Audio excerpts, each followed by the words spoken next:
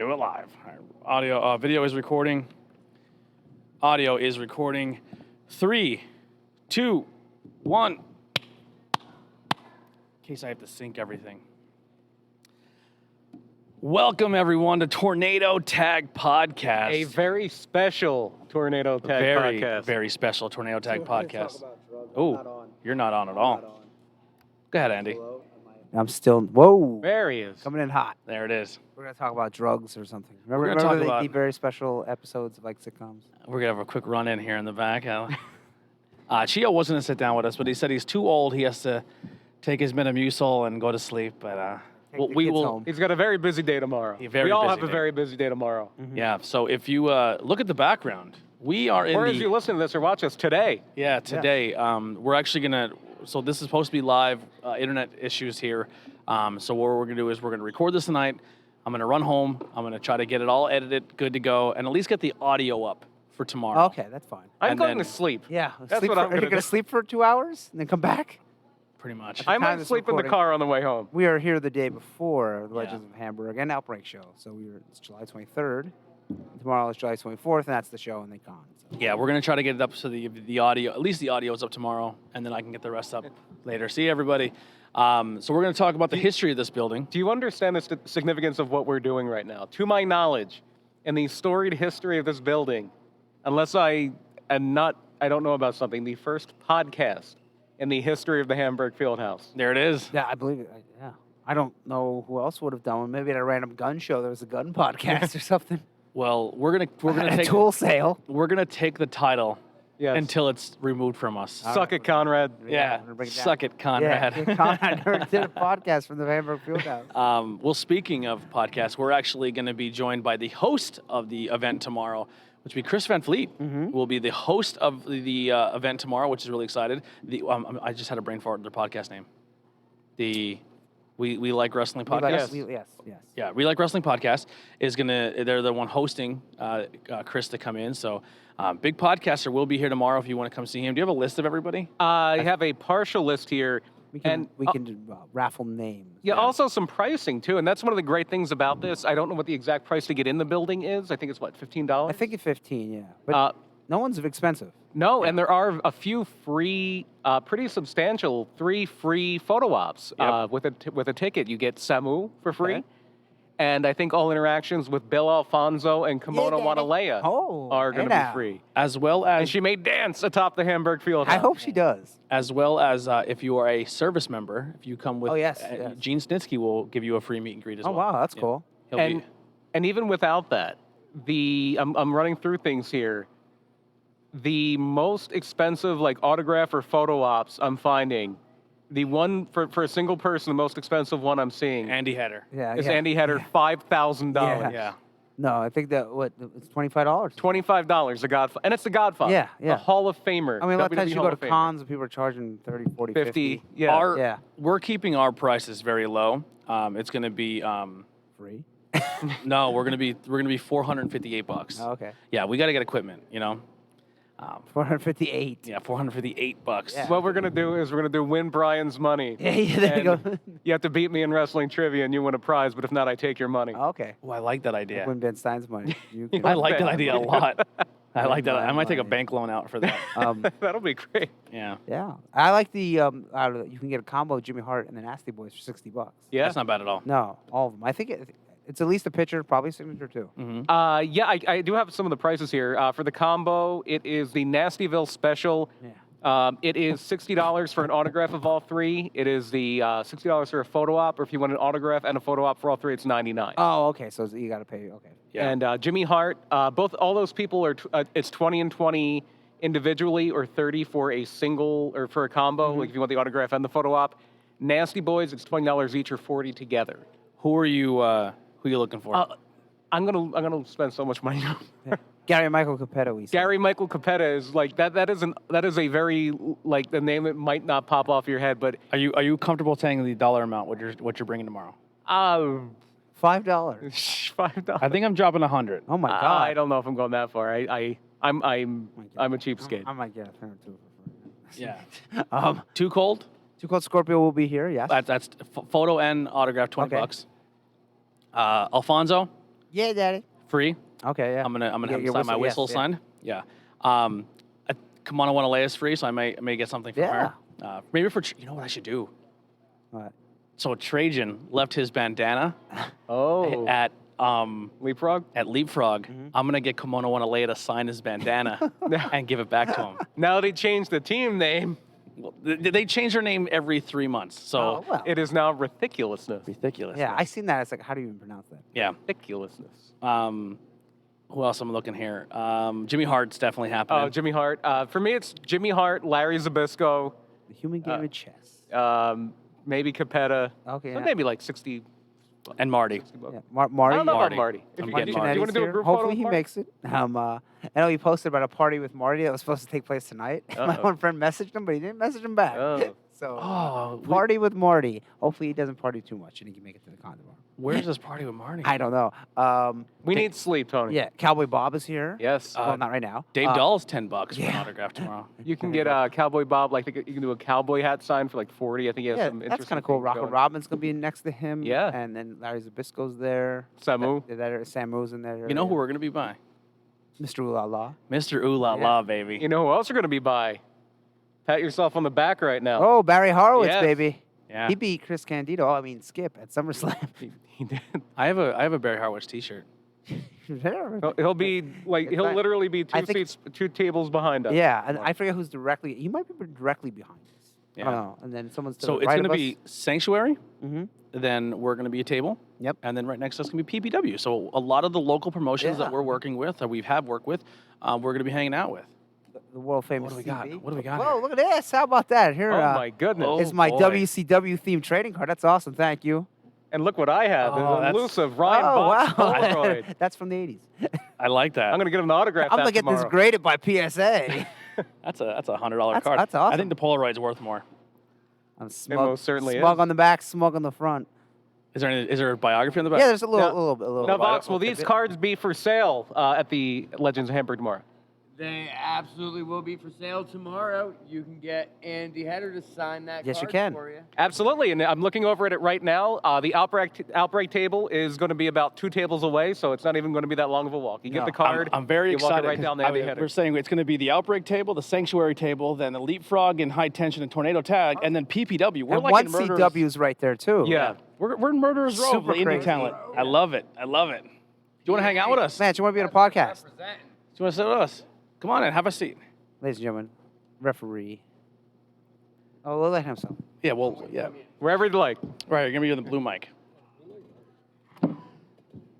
And as soon as you get settled in here, give us a little introduction. Hi, I am the Iron Man of Refs, Lance Marshalls, and I am the senior referee for Outbreak Wrestling.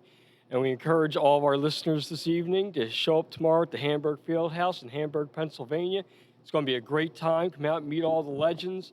We're going to have the Samoan Dynasty up here. There's going to That's be all true. We didn't kinds of talk people about there. the dynasty. There's so many. Like we would literally have a whole podcast if we just talked about who's gonna be here You tomorrow. could, yeah. And then Now- the show after is gonna be fantastic. Now, are you refereeing the main event of the show tomorrow? Absolutely. All right. So Wow. how much I- money do we have to slip you? My friend, Do a fast my count. friend More Andrew money than I Jackson have. wants Andy Header Yeah. to be the champion. Oh, man. Oh, I don't have any know. paper money on me. I will give And you his other I give friend, you Andrew Jackson. a used Captain America chapstick and a pocket knife. I have a weed pen and yeah. So don't check Andy's boots. Is the No, yeah. I'll do a Danny Davis. Don't worry. Yeah. Who was good. going to be here, but he canceled. Yeah. However, in his place, What if they got the other Danny Davis? Nightmare Danny Davis? Yeah. No, you know who's coming in his place, right? Yeah, JJ Dillon. Yeah, JJ Dillon. Yeah. Which I'm like, absolutely. no offense against Danny Davis. A little bit better getting JJ Dillon. I feel that's another guy I was just thinking, like, that's another guy I might, just the horseman thing. If you have a chance to meet a horseman, you meet a horseman. Absolutely. I think that's the role. Halsman. You know, absolutely certified legend, man. And I cannot be more excited about meeting him tomorrow. Like I said, guys, if you're interested, you want to come out and support independent wrestling, this is the place to be tomorrow night. Yeah. Hamburg Fieldhouse, from 10 a.m. to 4 p.m. Come for the meet and greet, and then come at 6 o'clock, stay and see a good wrestling show. Cool thing about tomorrow as well is Leapfrog's gonna having a match, so you're gonna see a showcase of the Leapfrog. You're gonna see world famous CV versus Johnny Moran. You're going to see a sanctuary match where they're going to the spotlight title with Jay Hawthorne will be defended, and then you're going to see you in the main event, and you're also a representative of PPW. 5 places here. Yeah, but you're Everybody. PPW's TV champion. Yeah, how about that? So Have maybe the title. You can maybe come bring the hold title tomorrow with you because you're going to be right next to PPW's Yeah, table. yeah. I We wish could I do a would have had more titles for this to bring, but Well, who knows? Maybe you'll leave with yeah, more. yeah, you never Who know. knows? Right. If yeah. our buddy, But I'll bring the belt, and if you want to hold Maybe the belt. maybe we can do something to make sure he leaves with Yeah, more. hey, yeah. Wink, wink. And just think, tomorrow night, we have first time the quarantine title has actually been defended live. Yes. yeah, it's exciting. Mm-hmm. So before we get into our topic, which is the legend of Hamburg, this legendary Hamburg Fieldhouse.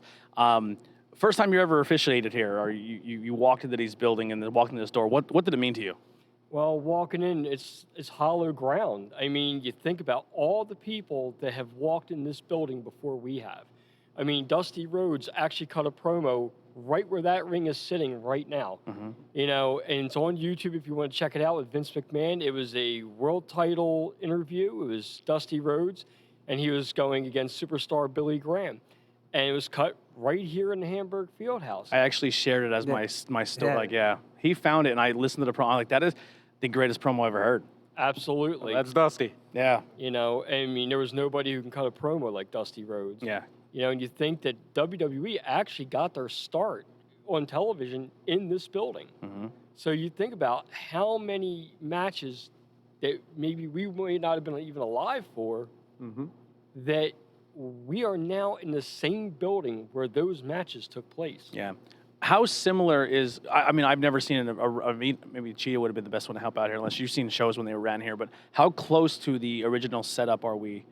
We're not far off. I mean, it's almost pretty much damn near accurate. Like here. that's where the rings to yeah. Absolutely. Yeah, I guess the interview we figured was over in the corner. Yeah, the first question I had, this is my first time in this building, and I am a wrestling history nut, so it was hallowed ground for sure. And the first thing I asked all the vets, Chio, the Mess brothers, everything, where did they hit him with the coconut? Where did that happen? And as best we can tell, it is directly behind where Andy is sitting right now. I'll move the camera Yeah. here. Absolutely. There's a curtain up there right now because that's where the locker room area is going to be.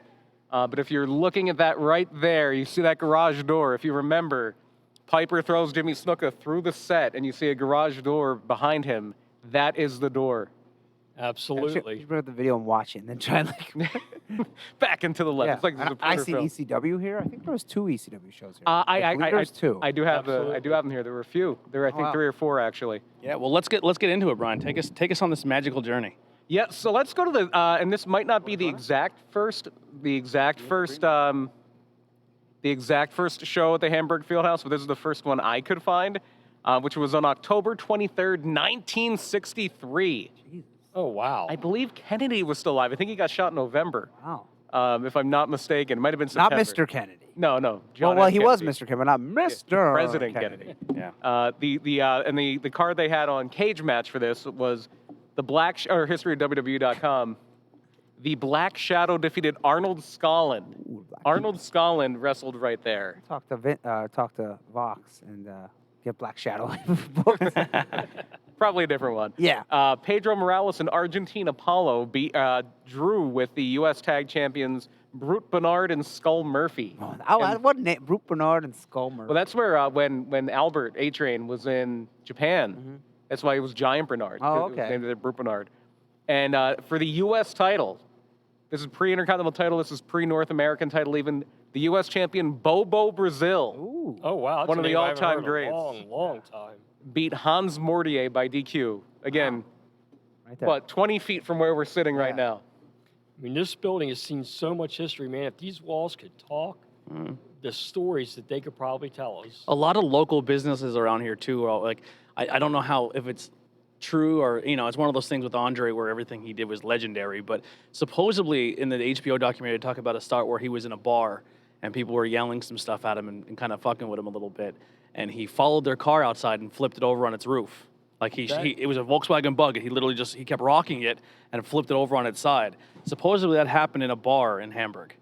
Wow. I mean, you think Maybe. about it. Like, Yeah. why would you pick on a guy who's over 7 foot, over 500 pounds? Why would you pick on a guy that big? Yeah, I mean, I hands bigger than your understand head.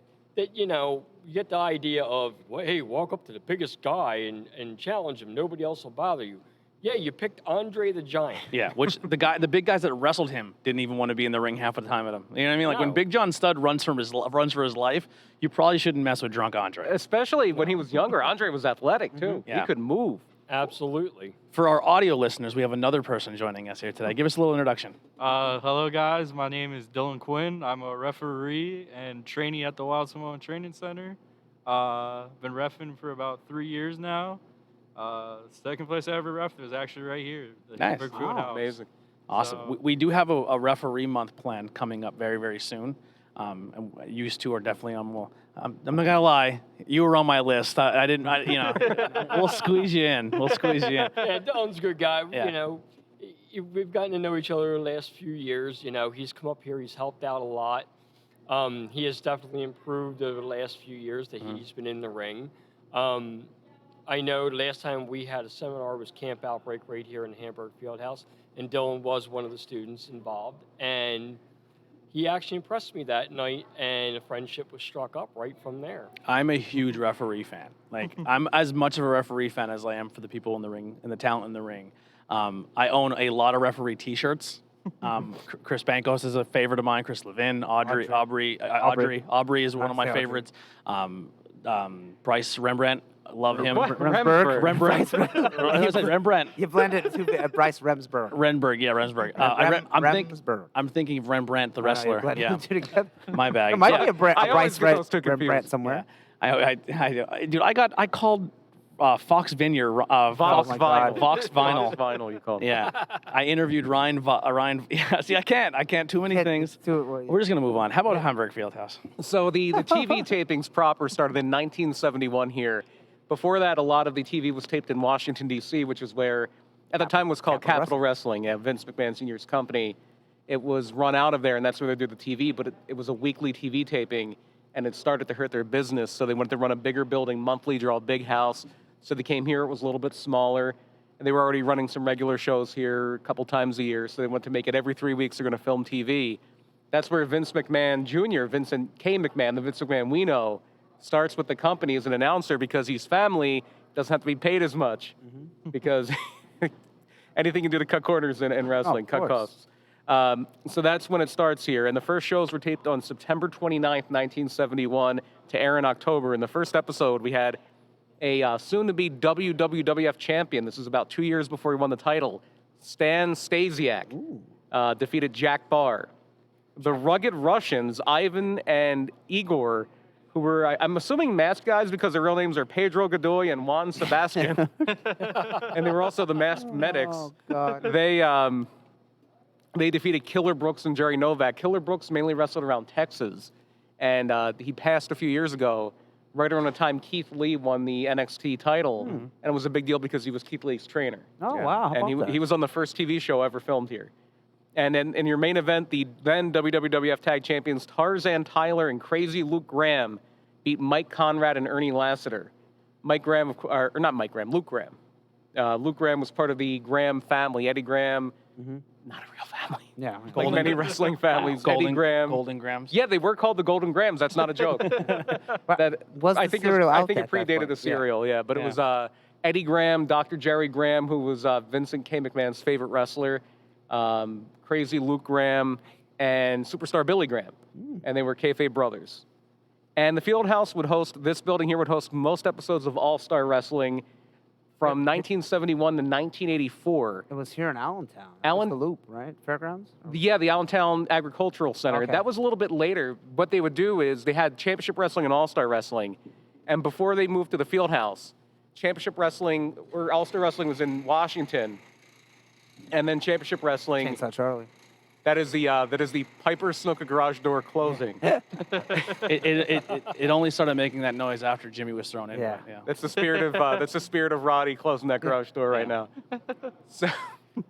So they would tape the All-Star Wrestling for a while. They would tape it at the old Philadelphia Arena, or not Championship Wrestling rather. That would Washington would be All-Star Wrestling. Championship Wrestling would be taped at not the Spectrum. This was even before the Spectrum. Was the old arena at 46th and Market, and it was attached to a TV studio which was where they would film American Bandstand. Wow.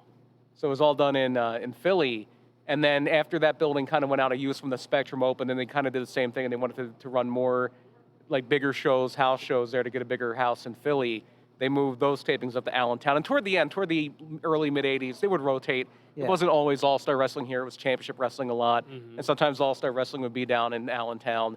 Like, one thing I was looking up because Zbyszko's going to be here, that famous angle where Zbyszko beats up Bruno when they're having the friendly match and he snaps and beats him with a chair. Yeah. And Bruno's like literally in a pool of his own blood. That was in Allentown. That was Oh. not here. Yeah, I think the first live wrestling show I had ever attended was an old NWA WCW show at the old Civic Center in Philadelphia. Oh, And on that card was the Four Horsemen versus the Road Warriors, Junkyard Dog, and Dusty Rhodes. Wow, that's a card. Yeah. Oh, it was amazing. And what was funny is that I think it only cost like $10 Yeah. yeah, to get in. Yeah. I went to one in like 88, 89. I was like 5 years old. And the main event was the Road Warriors. They were heels at the time against Luger and Sting. Or no, it was Dusty and Sting. My bad. And then I got a chance to see him again with the WWE back when it was still WWF. I was 4 rows from the ring when Macho Man Randy Savage with Miss Elizabeth went up against Rick Rude in a steel cage. And it was the old school steel cage. big blue one. Yeah, Blue bars, the big yep. blue one. Roddy Piper versus Ric Flair. Pinfalls count anywhere. I mean, they literally, like, Roddy was knocked right into me by Ric Flair. That was kind of cool. Yeah. And everybody else chanting for Roddy. I think I was probably the only one in the building for Rick. I think people were looking at me like, what are you What's doing? wrong with you? Yeah. It's so funny. The first show I was ever at was in the summer of 88. And it was a cage match with Savage. It was Savage and DiBiase for the WWF title at the Spectrum. Yeah, I mean, for that show, too, I'll never forget it. It was Hacksaw Jim Duggan versus The Undertaker with Paul Bearer. And I'll never forget, there was a kid sitting next to me. I don't know who he was, but he kept on heckling Hacksaw constantly, just heckling him. And he had just lost the match on top of that. So he turns around, looks at this kid, takes his nose and blows a boogie. It hit this kid's face so hard, it bounced off of his face, landed on my shirt. Oh. Now, I wish I could still find the shirt. It was an old Road Warrior shirt With a big booger stain on with a it. big booger stain from Hacksaw Jim Duggan. Now let's say Road Warriors and Bastion Booger shirt. take that tough guy. Yeah. Exactly. Yeah, take that tough guy. Take that tough stain from a tough guy. You know. Natural disasters and the Road Warriors in that match for the tag team titles. Road Warriors retained. But I mean, I grew up with wrestling. I mean, my first memories of wrestling was Bob Backlund, and he'd bring kids in from local wrestling schools, and they would literally take the ropes off on live TV. There's no ropes on; it's just the ring. And he would have amateur wrestling matches. It was Bob Backlund's blood sport. I'm telling you, and He's the originator, brother. I mean, in watching Jimmy Superfly Snuka jumping off the steel cage and missing. It was during a cage match with Bob Backlund for the world title. I remember watching when the Iron Sheik won the belt from Bob Backlund. You know, and I remember just being in total awe. And I was probably like 6, 7 years old. Yeah. It was And- magical when you were a kid, yeah. Yeah, and I was like, I don't know what this is, but whatever this is, I want to do it. I'm trying to keep that. Like I don't want to become like, even like I was saying in the podcast, like I'm now learning behind the scenes stuff, and I see guys going over matches and girls going over matches, and now I'm doing commentary and I know stuff before I go in. But I literally am trying to keep that veil up because I still like I really enjoy it. Like I love the entertainment, I love it. Just I don't want to, because I feel like sometimes there's a path you could take where you're like it just becomes part of you, or becomes a thing where you're kind of like I'm not really. Yeah, into it. for some people, it all depends on. Yeah, I'm definitely still 100% like. I still fall for stuff, which I like. Yeah. Yeah. And that's the best way to be. I mean, Yeah. I've been in this business for 12 years. And there's times when I've been in matches with somebody and the match was so good that I had to remember I was roughing the match. Yeah. You know, I'm like, whoa, that's cool. Oh, wait, okay, yeah, 1, 2. Have you ever counted a 3 by accident when you weren't supposed to? Absolutely. I mean, it happens. I mean, my thing is, It's gonna Yeah. happen tomorrow. if your shoulders are down, Just hold them, fault, hold them down. and I'm counting to 3, and you don't pull your shoulders up, that's on you. Yeah, You know? that's what everyone always said in a training. They don't kick out. That's their fault. Yeah. You It's know, true, I And, mean- and I've had heat. Didn't that happen to? Was it Becky where she forgot to kick out on an NXT show? it was one of the four horsewomen where literally she was just in awe of the match, and she's like, I forgot to fucking kick out. I Yeah, kinda And don't didn't, I remember, think but Emma, I Emma can won see the it. championship, and she Wow. wasn't supposed to. Yeah, and it happens. I Uh-huh. mean, there's been matches I've been where the main event was supposed to be in the ring, supposed to be a pinfall, but they were all the way out in the middle of the crowd, and I count to 10, and then, these two veterans walked. Well, yeah, that wasn't the finish, and I just looked right at both of them in front of the promoter, said, "Look, you guys were all the way out there. You heard me yelling where you could have come out and stopped it. No, your job is to hear me. Your job is to stay close to the ring, not be all the way into the back of the building and wonder why you're getting counted You out." can't do the, 8, 9, get back in here 1. You can't do Yeah, that more than yeah. twice, or Yeah. else you look like an idiot. Yep. Exactly. Yeah, And- no, you can't. You got to let the ref actually Yeah. still be a referee to Yeah. keep the not the illusion, but you can't just go against the rules. 'Cause, Yeah. Yeah. and it's the number one rule in this business is don't bury the ref. Mm-hmm. Everybody thinks, when they see it on TV, they see the wrestlers. They forget that there's three people in that ring. You have the wrestlers and you have the referee. Mm-hmm. And everybody has to do their part. And they're not doing if somebody, whether it's the two wrestlers, whether it's the referee, hell, sometimes it could be all three. Yeah. If you're not doing your job and you're not doing it right, you're going to make yourselves look bad. The fans are going to look at you and go, why'd I pay a ticket to see this?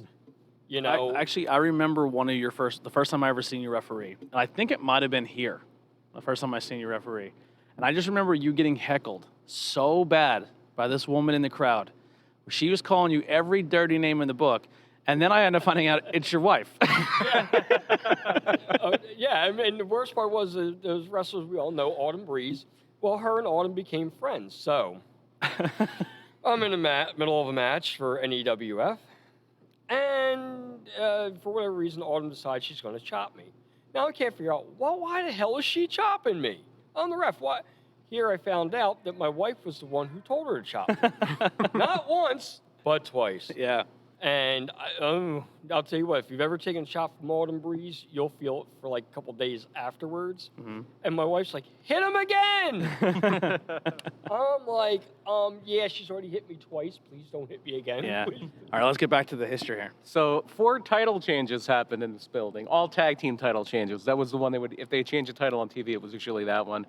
The first is way back in May of 1973, May 30th, 1973.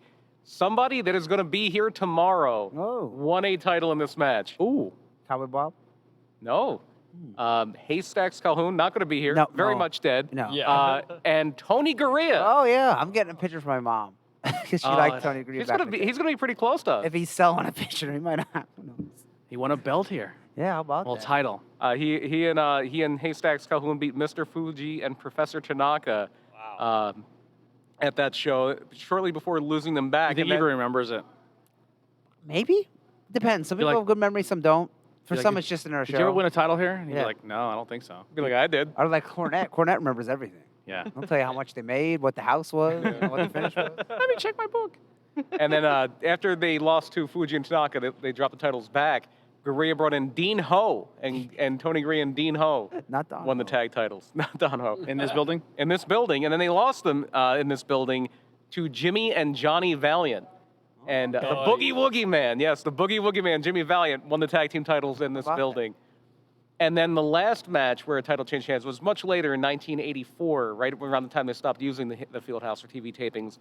I've actually watched this match. You remember those old Coliseum video compilations used to do? This was on the Best of the WWF Volume 2. Ooh. And it was the Soul Patrol, Tony Atlas and Rocky Johnson, Yep. losing the titles to Adrian Adonis and Dick Oh, Murdoch. wow. The North-South connection. Dirty Dick. In this building. In this building, yeah. Dick Murdoch, who's It- WWF that's firm was not very absolutely long. amazing. That is sad. I I mean, didn't know that. Like I said, it's hallowed ground. Yeah. What we do in this building, we try to show it the most and utmost respect. Mm-hmm. Because when you're walking in here, you have to remember all the boots that walk before you.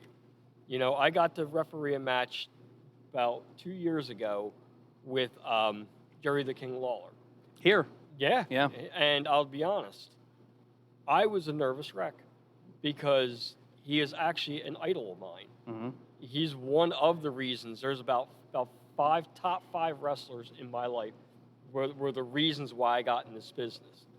Jerry Lawler is at the top 5. Yeah. And to stand in that ring, as close as I am sitting next to you, and know that I'm in a ring with a man that I've idolized, and knowing that I had that honor, I mean, I hope somewhere that was video recorded, because that was probably one of the biggest moments of my professional career. Who did he wrestle?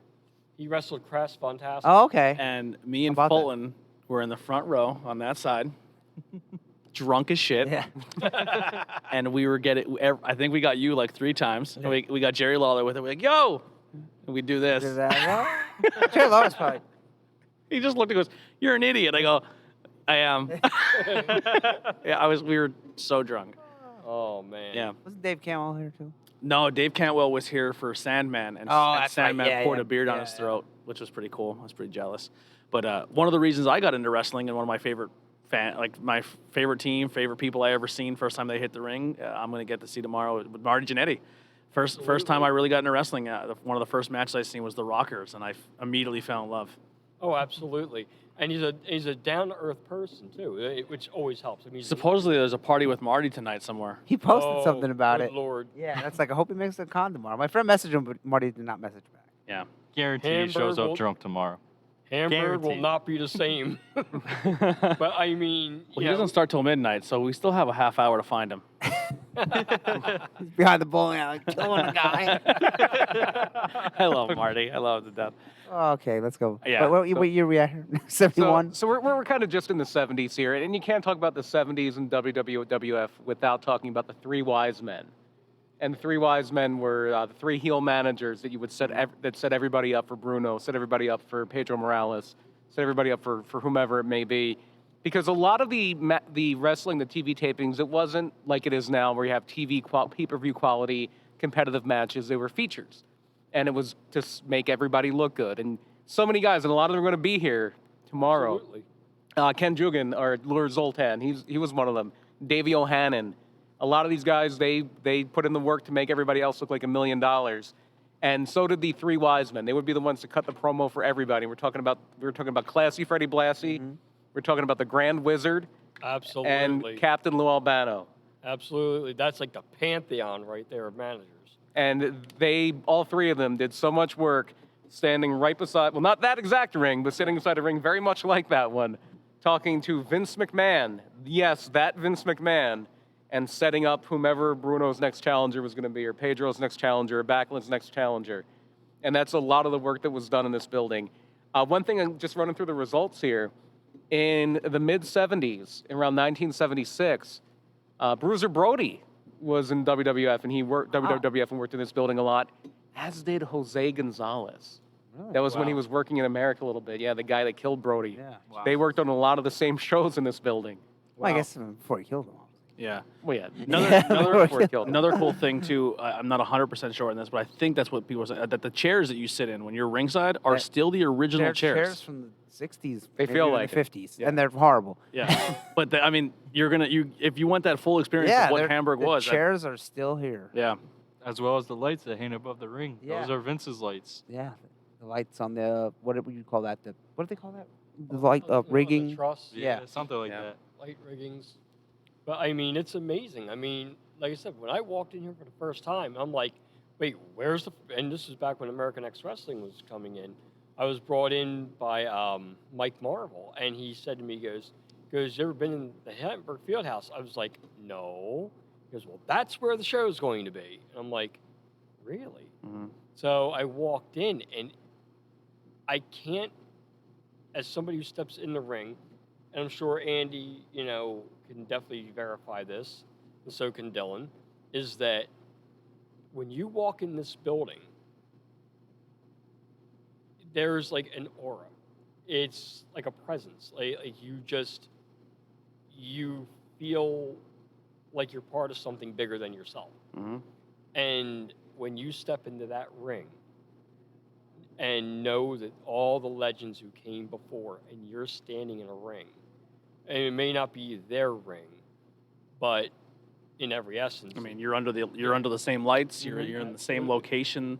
the same chairs, the same probably wood floor. The paint's still probably the same. Bleachers. The definitely bleachers are the same. same. Yeah. Yeah, it's amazing. It is, and it's a incredible experience, and that's why I so hardly encourage anyone who's listening, anyone who's near Pennsylvania, in Pennsylvania, in the surrounding states around Pennsylvania. If you can make it here tomorrow, I promise you, it'll be a life-changing experience for all of you. And if you can't make it tomorrow, the Outbreak is running another show here in September. So Absolutely. So follow Outbreak Wrestling and just keep tabs because this building is ran. This is the home Outbreak right now. Absolutely. Yeah. Usually the big shows are here. Yeah. All right, let's get back into the history here. So then in 1976, that's when Dusty Rhodes started coming in, and a little bit later when Superstar Billy Graham was a champion.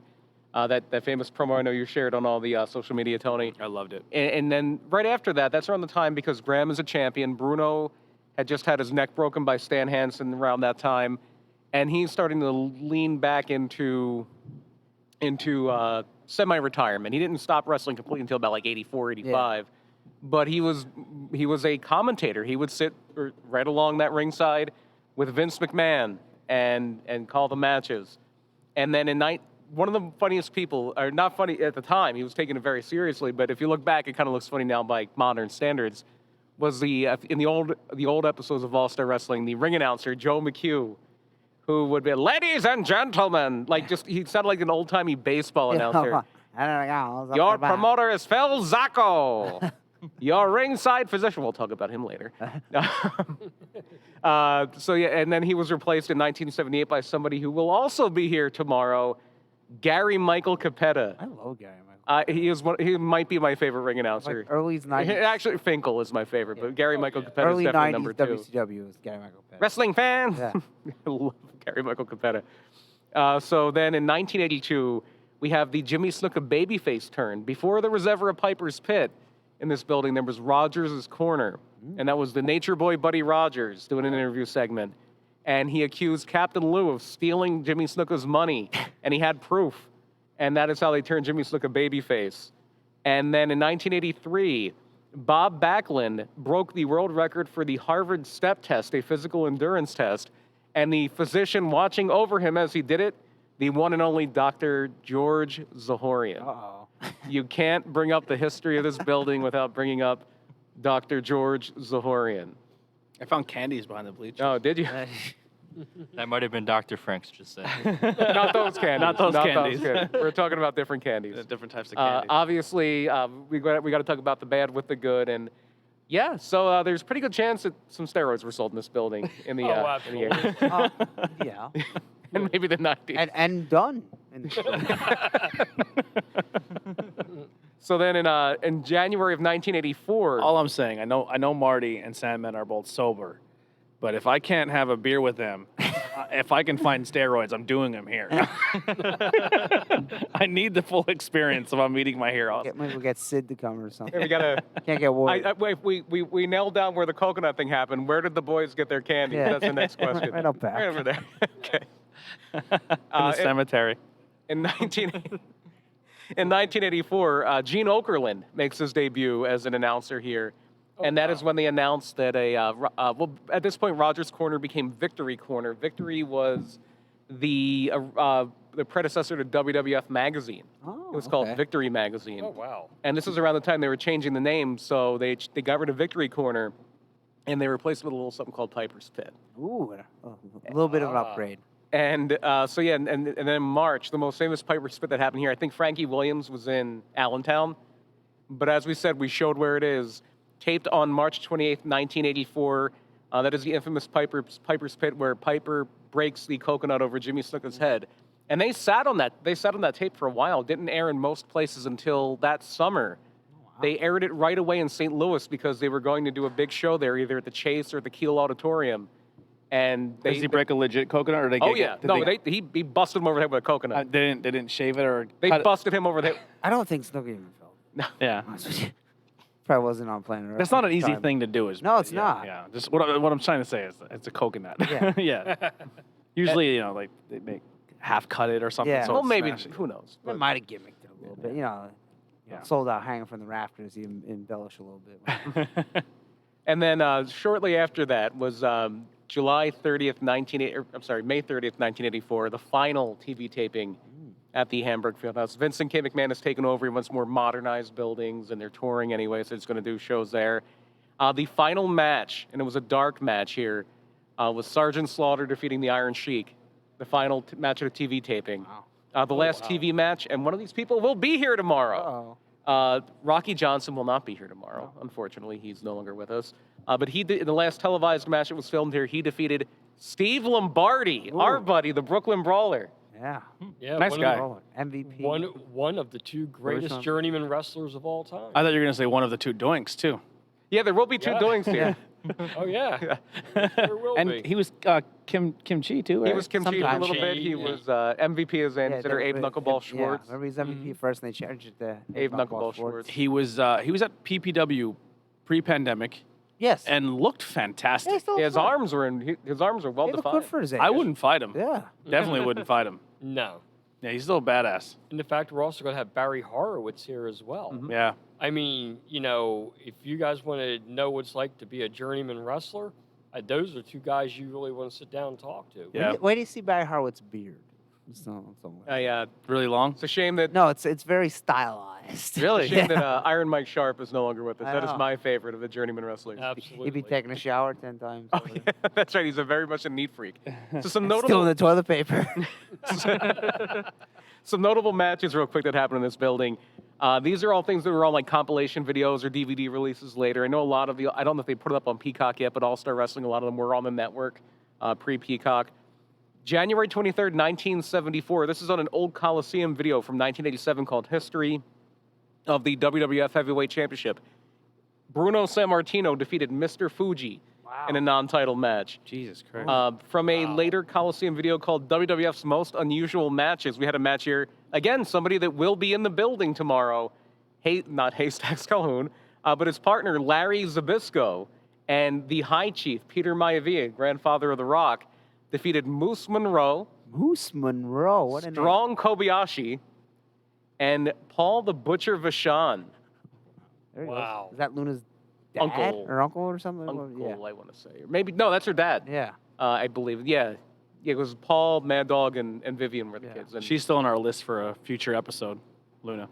Not to have her on as a guest. Though. No, obviously. Yeah. a very famous angle on February 14th, Valentine's Day, 1979, they Uh-oh. taped here. Nothing, well, actually, it's very fitting. Greg the Hammer Valentine On Valentine's Day. broke, not for real, but he broke Chief J Strongbow's leg. And there's I a match remember that. on the old Hulk Still Rules DVD. Oh, I have it. There's a match from the Fieldhouse. It's on that DVD. A handicap match from January 2nd, 1980, where Hulk Hogan, pre-Hulkamania, pre-red and yellow, wearing the cape with Freddie Blassie, defeats blue Ben Ortiz and Angelo Gomez in a handicap How about match it? So Hulk Hogan in this building. many times. Yeah. Hogan, the only guy with the biggest name I could think of that probably would have never been here would have been Flair. Okay. I don't think Flair was ever here. I don't think No, this I is don't too think north so. for NWA. Yeah, and By the time it's in WWF, they weren't here no more. yeah, and they did do an untelevised show here in 1985. It was, from what I found, the final WWF show here, and the main event was JYD and Greg Valentine. Okay. And then starting, This would have been C-Town. yeah, and then starting in 1994, we did have a few ECW shows Yes. here, just to kind of finish this out. The first one was on September 30th, 1994, headlined by the second ever meeting of Sabu and Cactus Jack. Ooh. And there's an ECW DVD, Hardcore History, and this match was on it. Because it's the match where Sabu tries over and over and over again to break a glass bottle over Cactus's head. Hits him in the head as hard as he can about 7 times with a bottle before it finally Yeah, breaks. Like, get some working glass. And also on that show, we had somebody that will be here. Too Cold Scorpio was on that show. And two people who, Cold. at this point, he's probably using Jungle Boogie. Yeah, I don't That's think he's using ECW. WCW music. That'd be great if he was. Meow. And unfortunately, 2 people who are no longer with us. Chris Canyon was on that show, and Matt Bourne, the original Doink, Wow. was on that show. I'm guessing was Born Again, Yeah. which is a great gimmick. Yeah. Matt Bourne was the original Doink, but everybody, like, fans were really into it. Like, ECW fans knew he was Matt Bourne. So he comes to ECW, and he's Born Again, and he has half his face painted like Doink. and he has the doink pants, and he has the flannel vest from when he was Big Josh in WCW, and he was a lumberjack. Nice. It was a great gimmick. So then later on in, this would have been, I believe, 94, like 2 months later, they did night 1 of November to Remember, Wow. where wow. Too Cold beats Jason Knight to win the ECW I TV wasn't title. 12 years old. I would have been here. So an ECW title was also Yeah. defended here. It changed hands here. Changed hands, yeah. Too Cold beat Jason Knight. The Cat- sexiest man alive, Jason, right? Yes, the sexiest man on earth. Yeah. He had beaten Mikey Whipwreck for the title, and then he was mainly a manager. He wasn't really a wrestler too much. Cactus beat Sabu, False Count Anywhere. Shane Douglas beat Jim Powers of all people Oh, yeah. to retain the ECW title here. And then we had a 6-man tag. Ron Simmons, Too Cold Scorpio, and Chris Benoit beat Shane Douglas, Mr. Hughes, and Hack Myers. Ooh. Benoit walked out on this team, and Mr. Hughes turned on Myers, and that was the seeds being planted for the triple threat. Oh, okay. The original triple threat, Douglas, Benoit, Malenko. And the next night, night 2 of November to Remember at the ECW Arena, was the night where Sabu broke, or Benoit broke Sabu's neck. With the backdrop. They came back in 1997. I was here. Dreamer and the Pitbulls beat Shane Douglas, Chris Candido, and Brian Lee. Raven beat the Sandman to retain the ECW title. And the Eliminators beat Sabu and Rob Van Dam. And Sandman will be here tomorrow, too. Yeah. May 1998, the Dudleys beat Tommy Dreamer and the Sandman. I was here. Spike Dudley was in action. Sabu beat Lance Storm. Rob Van Dam beat Jerry Lynn. Bam Bam Bigelow beat Cronus. Where did Bam Bam throw Spike into the crowd? Philly. Was that Philly? Yeah. Well, then he started doing around the horn. There, Yeah. Jersey and stuff. And Mike Awesome would do Yeah. it. Yeah. Yeah, that was originally Philly. And then the Couldn't do that today. No, the guy at the crowd, someone would sue. the final ECW show here was in September of 1998, and its main event it was Shane Douglas defeating Lance Storm. Yeah. How about that? We seen Jerry Lynn versus RVD right here, like when it was hot. Yeah. That's awesome. We were supposed to see Shane Douglas here. Oh yeah, and show and then Sandman. Yeah.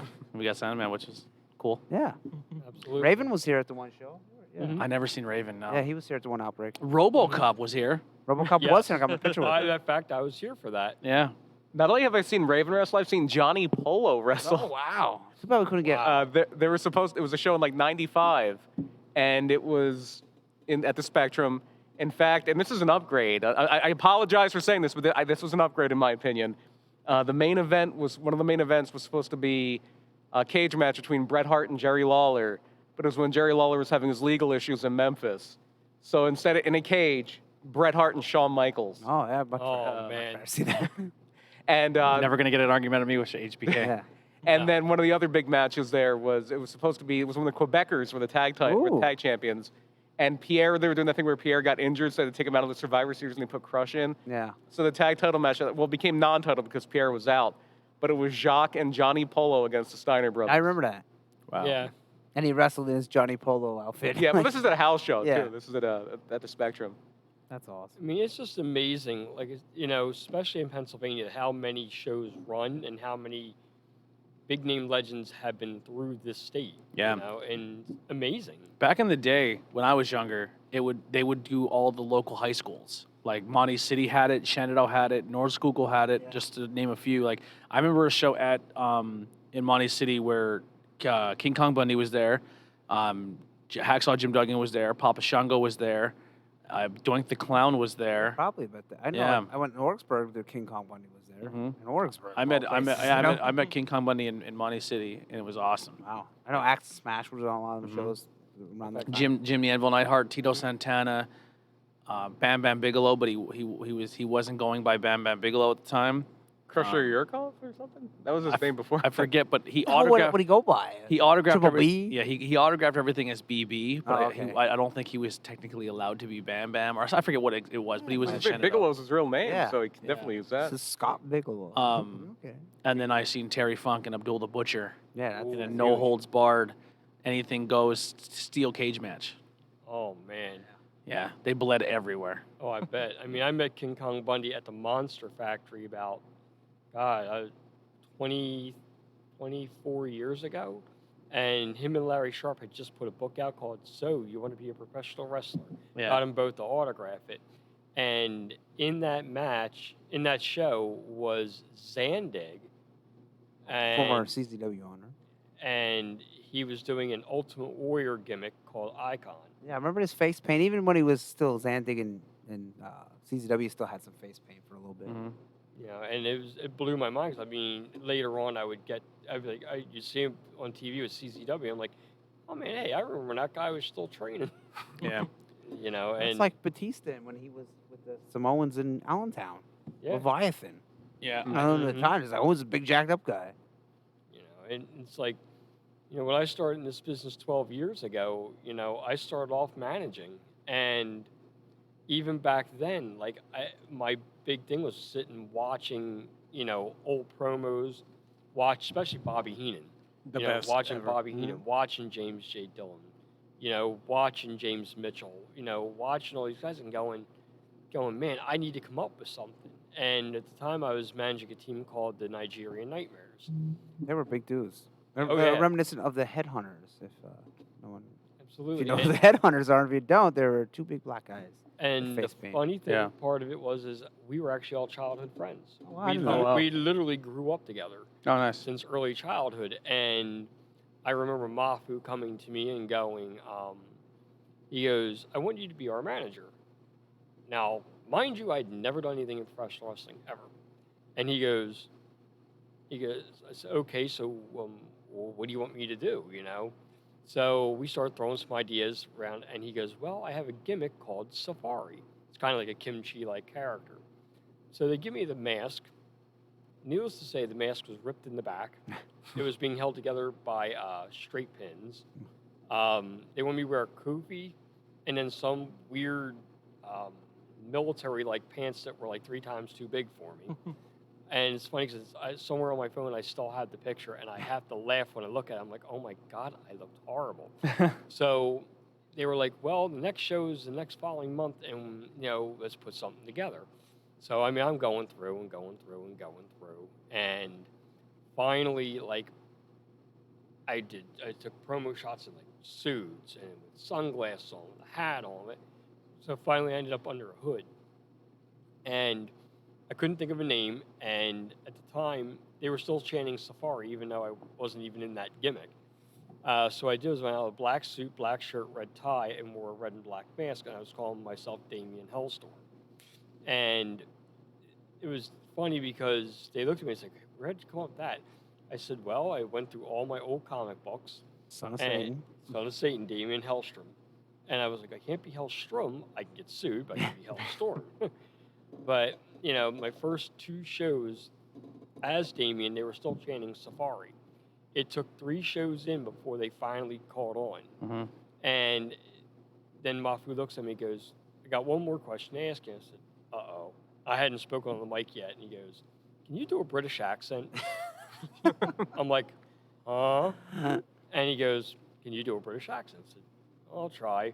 And it was so bad, but the people at Triple WA, they ate it up. And Yeah. that was when they were still at Zern's Farmers Market. Yeah. Which And these doesn't people- exist anymore. Oh, no, it's a It's a shame. shame. Yeah, it is a shame. That property is going to waste. The lady that owned it, she's in her 90s, and her kids didn't want it, so they shut it down.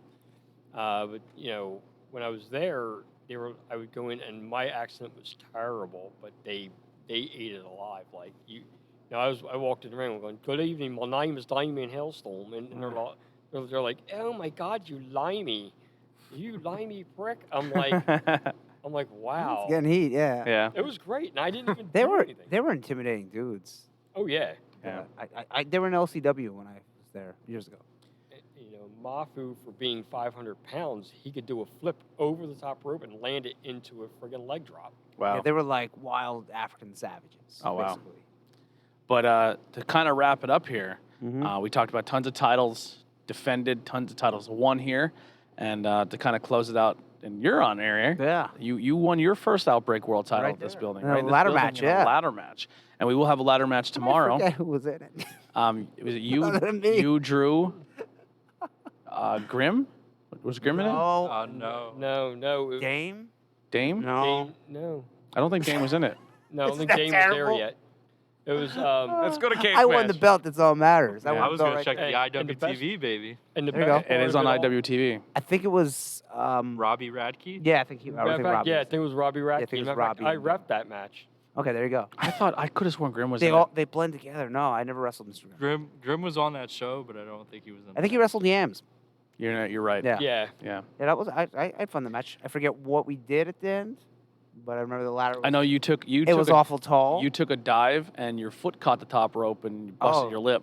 Oh, I don't, Yeah, I don't remember that. Yeah, you busted your lip a little bit. Maybe I got a little silly there. Knocked a little silly there. 'Cause I Yeah. don't remember much of this.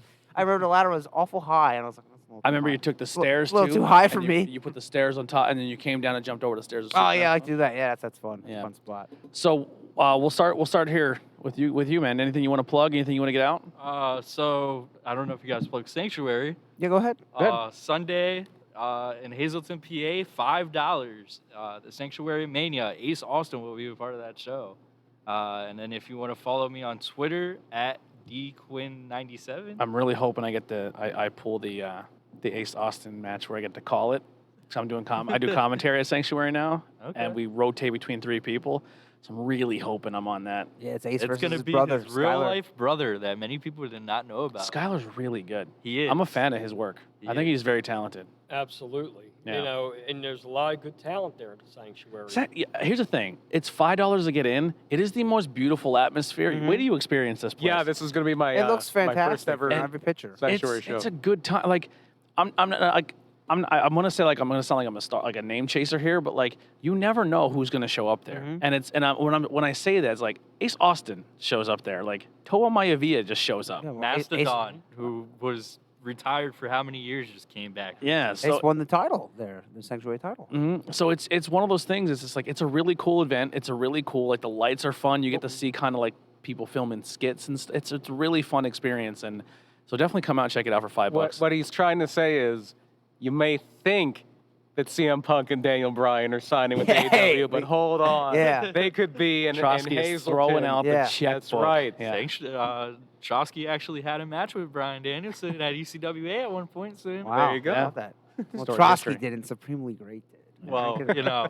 And we see you ref there a lot. Absolutely. This should be my fifth show with them, sixth show. When I first pulled up and we parked together, I was like, oh, is it like the first like show back from pandemic? And I was nervous. It was like my first time ever doing commentary, and I felt like I didn't know anyone. The only one I knew there was Moran. And then like I lock eyes. I'm like, all right. Even though we're going to be in 2 different sets, I feel more comfortable because I know somebody else here. Yeah, it's That's how I run the Absolutely. show. You know, and I got in there because of J.S. Hawthorne. Yeah, he's You so know, talented. I mean, he is absolutely brilliant. What I they- mean, the first time I met him was at Camp Outbreak here in this building, and He lost tons of weight. Yeah. He Yeah. slimmed down. And he has been bulked up. wrestling that long. Yeah, he took it serious. You know? Yeah. Yeah. He looks great. It's, I mean, and his brilliance is not to be denied. hmm I mean, he became the spotlight champion there in Sanctuary. You know, We'll see it defended here tomorrow. I believe he will. Mhm. I know that, you know, the tag team titles will be crowned tomorrow. There will be a new No, Sunday. tag team champions. No, I'm sorry, Sunday. Yeah, Sunday. Listen to me. I'm By the a time day they ahead, hear you this, know. it'll be Sunday. There, We're going, but we're there going will live be to tag tape team here. battles online at Outbreak tomorrow as well. Yeah. In a ladder match, Absolutely. the 2 champions going against each other Yeah. to decide the sole holder of the Bad Street title. That's going to be Trajan Horn and Robbie Radke. So if The ladder Robbie match. wins, do we see the Goons make an appearance at Outbreak? You never know, they did before. Possibility. Well, a couple of them. Yeah. Miles has been here. I mean, I believe they beat me up. Miles has been here. Killian has been here. Yeah. Hate those goons. So in a way, I love Trajan, but if the Goons, because Robbie is now the title, and that title is kind of like a trios title, right? Like it's kind of like one of those rotating. Freebird rule, yeah. Like a Trios Freebird versus rule? Freebird rule. The Goons are hot right now. They're a Yeah. hot stable, and they travel well together. So But Killian is unfortunately dead in hell. yeah, Killian is in hell. So hopefully, But he's also going to be at the Women's Super 8 on July 31st. They worked a few things out. I have that good authority that the Goons are not opposed to opening up portals to hell in China. So they may Well, go. yeah, it happens. Never know. I'm sure they'll figure a way to Well, they try might to know bring him Kane. back. You know? They might. Yeah. Anything else you guys want to plug? Like I said, find me on Twitter, dquinn_97, as well as Instagram. Just follow me on there, and yeah. And the Sanctuary and Camp Leapfrog and us and Outbreak and PPW. 1CW. As soon Super as you, crazy. as soon Triple as you, WA tomorrow is also tomorrow Oh, is it? in Quakertown. Oh, wow. Yeah. They run tomorrow as well. but even here at Legends of Hamburg, when you come in the building, directly to your right, the first table is going to be Outbreak Wrestling. The second table is going to be PPW. Then it's going to be us at Tornado Tag. Then it's going to be Camp Leapfrog. Then it's going to be the Sanctuary. Then I believe it's going to be 1CW. So you have a murderer's row of independent wrestling in this area. I'm the tri-state honored. area. I'm honored to be a part of that Absolutely. table, that row of tables. Absolutely. I mean, I know that I reffed my first show at 1CW 2 months ago, and absolutely amazing atmosphere, great people, right in Houston, Delaware. So, I mean, Yeah, they do good shows. I only did one so far. Yeah. Hope to be back. It's gonna be fun. Anything you want to plug? the only thing I have right now currently is a Facebook page. You'll find me under Lance Frazier. Right now, I have no other social media at the moment. Okay, it's so much harder. It's too hard to run them all. It is. It is. You forget to post on one. You think Yeah. you did. You only post on one. Or you offended somebody and they decided to shut everything down. This is my third Facebook account. I took some shots of some people today, so I gotta make sure I'm still good on Twitter. Mick Foley put a tweet out saying like, "Hey, if you can get vaccinated, there's a lot of people out there that still, are going through some stuff, and it could help out." And then everyone kind of like went on a political rant against Mick Foley, saying, boy. "I said, Mick, you're preaching to people who don't get showers before they go to shows. Yeah. They're not getting vaccinated either." I just want Mick to like it. Maybe he's going to run for office against Drake. Apparently, Drake Worth is running for some kind of God. elected office in Seminole County, Florida. I would vote. He might win because he's like, I'd vote for Mick for anything. I'd vote for Mick. Yeah. I would have voted for Kane no matter what his political things were, just because it's Kane. I mean, he could. Here's the great thing about him is he couldn't be any more diametrically opposite politically from Bryan Danielson, I know. and Bryan Danielson was doing fundraisers for him and stuff Yeah. like that. It was great. I just thought it was funny that he was opposing masks. And this whole Yeah, yeah. Well, he lost the match to Triple H and he had to take it off. Yeah. So, I mean, he's living I up to remember the stipulation. then he had one where his mouth was cut out. So. Yeah. Well, I mean, when he first came in, his arm was all cut. His one arm was covered. The only thing you could see was one arm. Yeah. Yeah. Because it was supposed to be everything else was burned. And then it slowly went that this arm's gone, and then you can see through some of the stuff in the chest. And Yeah. like at some point, Kane's going to be naked. Yeah. Like, his gear got real sexy for a while. It was getting See-through. revealing, some little flame nip stupid, showing. sexy Kane. Yeah, sexy Kane. Eddie, We're plugging everything here, man. I don't. you got all your merch tomorrow. Yeah. Shirts, green and purple, Mia Spawn, keychains, bandanas, 5 colors. Count them, 5 colors. Stickers. Autographs. Yeah, I will have photos, not at the first hour, but in the second hour. You of the could con. get like a bandana signed or something. You could, yeah. I'll sign Yeah. a bandana, sign a shirt if you want, or whatever you have. But I can't sign any pictures until they come. Sign about some 11 boobs? o'clock. Yeah, hey, why not? Sign a boobie. Yeah. Yeah, hey, why Ass, not? Sign whatever you want. Yeah, You put it in front of me, I'll sign it. How about that? With like a Oh. baby. Yeah, baby, right around his forehead.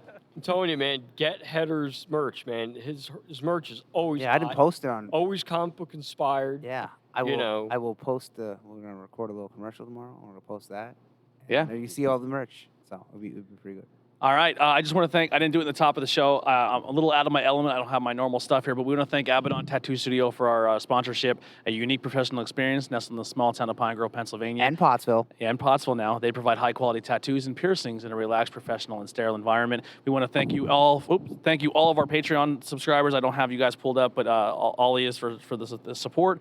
It is $1 or $5. We don't have anything really lined up for bonus content, but it's just general support. Or you can go to our merch pages and grab some merchandise. We are in the process, so if you see us tomorrow after the con, we're actually part of the production team. We're going to be filming a lot of stuff.